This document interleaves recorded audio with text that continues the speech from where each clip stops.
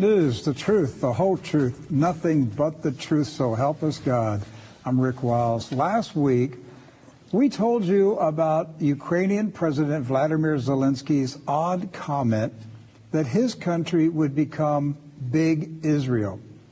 We continued researching the topic and found a lot of fascinating information to share with you about a movement to declare Kiev the new Jerusalem. Now, if the main proponent of the scheme was not a billionaire, we would not pay much attention to it. The deeper we dug, the more we found. Doc Burkhart is back and ready to jump into this fascinating topic. Doc, good to have you back. Good to be back, and I just want to say thank you to all the messages from viewers and listeners that offered their condolences, and I appreciate that. Thank you very much. Yes, so yeah. It meant a lot to me. Absolutely, Doc. We're glad to have you back. Good to be back. Okay, so where we left off last week, it was one of these. Touched on it too. It was just an odd story, and President Zelensky said Ukraine would become Big Israel. Right. All right. And so we scratched the surface, took a look at it, said, okay, this is odd. Okay, so there it is. Jewish telegraphic agency, Zelensky, Ukraine will become more like Big Israel than Europe in the wake of Russia's war. Now, this is the president of Ukraine. He's Jewish. Right. And he's being hailed as a hero. They're trying to make him look like Churchill or some great statesman, despite his pornographic, obscene videos online, which have been scrubbed. Right. All right. They don't want anybody to see the real Zelensky. But the fact that he said post-war Ukraine will look like Big Israel. And then no less than the Jewish telegraphic agency putting this article out about it. So, and then he told us why it would be Big Israel. So, there was one quote in that story that said a lot. So Vladimir Zelensky, Ukraine's Jewish president, said his country would look more like Israel, a democracy on constant military alert, than like their more relaxed European neighbors, given the prospect of long-term tensions with Russia. We will become a big Israel with its own face, Zelensky said Tuesday at a briefing for Ukrainian media, Haaretz reported. We will not be surprised if we have representatives of the armed forces or National Guard in cinemas, supermarkets, and people with weapons. I am confident that the question of security will be issue number one for the next 10 years. I'm sure of it. Okay, so what he said was, if you want to look like Israel, you'll have to be a police state. Basically, yes. And that's the first, when you first look at the article and first look at the quote, that's the first impression that you get. But he did use that word, Big Israel. And, of course, that got us digging into some stories from the past and some interesting articles that we came up with. Right. One, the Times of Israel. All right. So this was originally published back in 2014. And it talks about the, Israel acknowledges Jews, in fact, Khazars' secret plan for reverse migration to Ukraine. Now, if you go to that website, even today, it has this warning label on it. This blog post is a work of satire. We talked about this last week, but that warning label was only placed on this website February 28th of this year. So for 8 years, this article existed as general information on the Times of Israel website and until February 28th of this year, when Russia made its advance into Ukraine. Suddenly this became a work of satire overnight. And so they go, out of the way to say it was published in 2014 on the eve of Purim, a Jewish holiday that is celebrated with wild merrymaking and raucous comedy with a particular emphasis of poking fun at anti-Semitism and ignorance. So basically this is all a big joke, right? Okay, but the fact is, Ukraine, present-day Ukraine, does exist inside the borders of ancient Khazaria. Right. And the article here actually goes through that and lays out that information. And so for 8 years, that was reliable, quotable, referenceable information, but until February 28th of this year, it became satire. That's right. And so why is Khazaria important? Because I think it was it the 8th century? Yes. Around the 8th century, the king of Khazaria converted to Judaism. Right. And basically issued a decree and told everybody in Khazaria, we're all Jews now. Right. And so it became a Jewish nation. A lot of people think that the Ashkenazim in Europe, the Jewish people of Europe, are descendants of the Khazaria Empire. Now, if that is true, then that makes this story even more interesting, because that would mean that they're not Semitic. Right. The true Semitic people are Palestinians, anybody in the Middle East that speaks a Semitic language. Semitic is not a race. Right. It's a language. Language group, yeah. Something like 300 Semitic languages. So the Ashkenazim didn't speak a Semitic language. What they speak now is a reconstructed Hebrew. Hebrew had been lost. The present-day Hebrew language is made up. They had no idea how Hebrew was spoken. And so it was most reconstructed. European Jews spoke Yiddish anyway. Yes, that's right. Or a mixture, primarily German. German influences there, but most of them spoke Yiddish and everything. Okay, so what we have here, Doc, is if Khazaria was an ancient nation that voluntarily converted to Judaism in the 8th century, it is now basically modern-day Ukraine. Right. The people who went to Palestine in the 1920s, 30s, and 40s, and then eventually overthrew the Arabs in Palestine, they were not Middle Eastern Jews who had lived in Palestine all their lives, and their families could trace their history back centuries. Right. They were Europeans. Right. And neither were they Sephardic Jews either. Sephardic Jews are a branch of Judaism that exists primarily in Spain and Portugal, but they can trace their lineage back to the Middle East. They were transplanted from there, but they did not participate in the recolonization. They have no desire for it. And so most likely they're authentic Jews. Right. So, but they don't desire to return to Palestine. That's what's unique about them. Now, there are Sephardic Jews in Israel, but primarily they don't seek that out. And so you have European Ashkenazim people claiming to be Jews, but most likely they are descendants of Khazaria.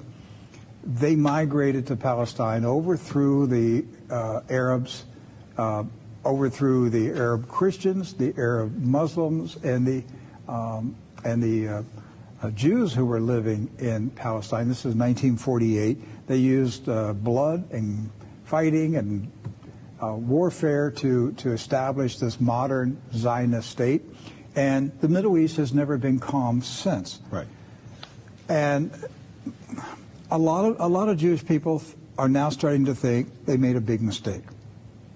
That it was a mistake to go into Palestine with weapons and use warfare, revolution, to overthrow the Arab population and establish a Zionist state. They're really starting to doubt the whole narrative of the Zionist movement. Because right now, as it stands, Israel's what's called Israel there is a nation or a state, I got to watch my nomenclature here, of 10 million people, surrounded by 150 million Arabs. Yes. Okay, so the odds are against them there. Now, that Times of Israel article I quoted to you a little while ago from 2014, as I said, was updated as satire on February 28th of this year.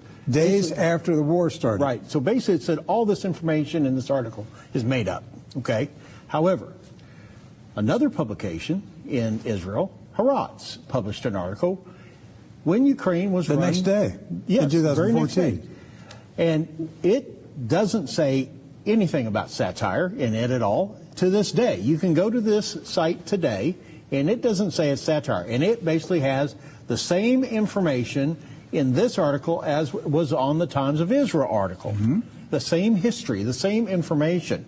In fact, it references other publications have recently talked about the Ukrainian connection with Judaism.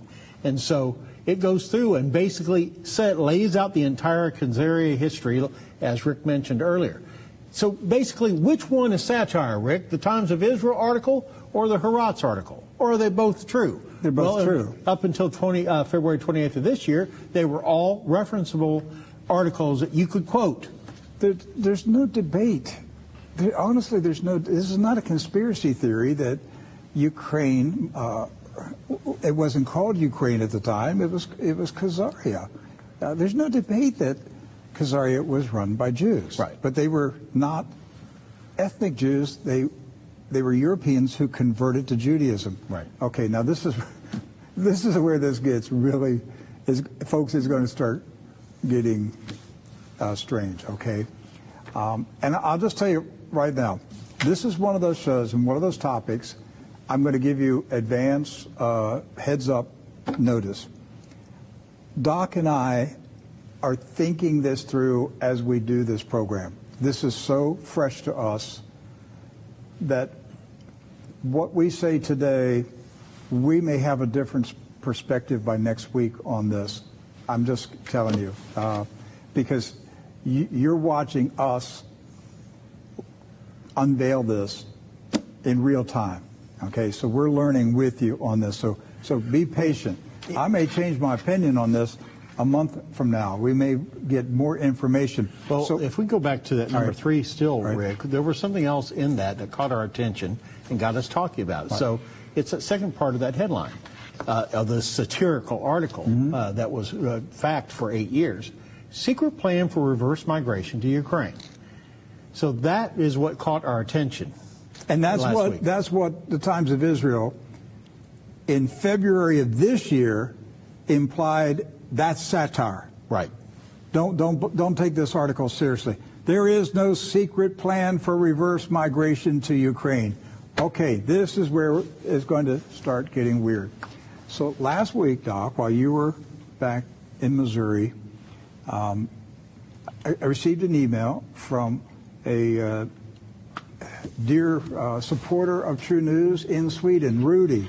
Thank you, Rudy, for that email, because your email just caused me to go down a rabbit hole I had never considered before. But Rudy said, Rick, I remember an article from 2012 involving Henry Kissinger. So I searched for the article and I found it. 2012, 10 years ago. Page 6, this is New York Post, page 6, New York Post. Look at the headline, No More Israel. Right. From September 2012, Henry Kissinger says in 10 years, when would that be? 2022. Right. There would be no more Israel. So the actual quote from that article on page 6 in the Times said this: Henry Kissinger, former Secretary of State, current savant of the state of the world. Do not argue with Mr. Kissinger's know-how. He already knows how. Middle East horror. Democratic Party dissing Jerusalem. D.C.'s anti-Israel mentality. Obama busy raising re-election funds. No time for beleaguered Netanyahu. The Oval Office attitude versus the red line. Iran's oath to destroy our only friend in that part of the world. Reported to me, Henry Kissinger has stated, and I quote the statement word for word, in 10 years, there will be no more Israel. I repeat, in 10 years, there will be no more Israel. And we actually have a screen capture of that actual article. This is Cindy Adams' column in the Times. This is back New York September Post. 8th, New York Post. Sorry, New York Post, September 18th, 2012. And you can actually see right there, that very first paragraph there, talking about what Mr. Kissinger said on that particular day. So, and right after, it was kind of a gossip column under there. She's talking about Harvey Weinstein yes, and stuff. I saw that. So, but this is what she wrote for the New York Post, September 2012. She's saying, I was told by a reliable source that Henry Kissinger said, and I quote, in 10 years there will be no more Israel. I repeat, in 10 years there will be no more Israel. Would not Henry Kissinger know if that is satire or real? So, 10 years from 2012 is 2022. here we are. And we have Mr. Zelensky saying Ukraine will become big Israel. That's right. Okay, we're going to take it a little bit deeper. We're going to show you more facts, evidence that there is some type of plan being considered. I'm not saying that this is going to happen. What we're showing you here today is that there are some very important people and very wealthy people who are openly talking about relocating the Zionist state from Palestine to Ukraine. That's what we're going to show you here today. And they've been talking about it for a while. Yes. So going back in time once again, so a lot of things were going on. Things were going on in in 2012. So this is Foreign Policy Journal. Okay, U.S. preparing for a post-Israel Middle East. That's the question that's asked there. Foreign policy. This is the CFR. I don't know, Doc. I've got a good memory, and I can pull out of my mind news articles from 20-some years ago. I missed all these articles 12 years ago, or 10 years ago. I missed them. I do not recall seeing any news stories in 2012 about a post-Israel Middle East. And it was also republished by Eurasia Review. Once again, America preparing for a post-Israel Middle East. And it asked that question, is that where we're headed here? And once again, as Rick said, who was talking about this? Who was even saying this? And yet we have in that window of time articles from Israel, Henry Kissinger speaking about this, about will Israel even exist in 10 years? So we have a few quotes here we want to go through and talk to you about. So this is from Eurasia Review, August 28th, 2012. So what is all the fuss about? It's a paper entitled Preparing for a Post-Israel Middle East, an 82-page analysis that concludes that the American national interest is fundamentally at odds with that of Zionist Israel. The author concludes that Israel is currently the greatest threat to U.S. national interests because its nature and actions prevent normal U.S. relations with Arab and Muslim countries and, to a growing degree, the wider international community. So that's the first setup there. I had never heard anyone even discussing any of this, Rick. No, not at all. And take a break here, Doc. I want to give an instruction to our guys in the control room. I forgot about this element from last week. Pull up the video of a Palestinian scholar who said on Palestinian TV that Israel was going to either disappear or move to Ukraine. I forget the exact words that he used, but I'll give you a few minutes there to find that video, and we'll go ahead and read the quotes in this Eurasia Review article from 2012. So it goes on to say that this study was commissioned by the U.S. intelligence community comprising of 16 American intelligence agencies with an annual budget in excess of $70 billion.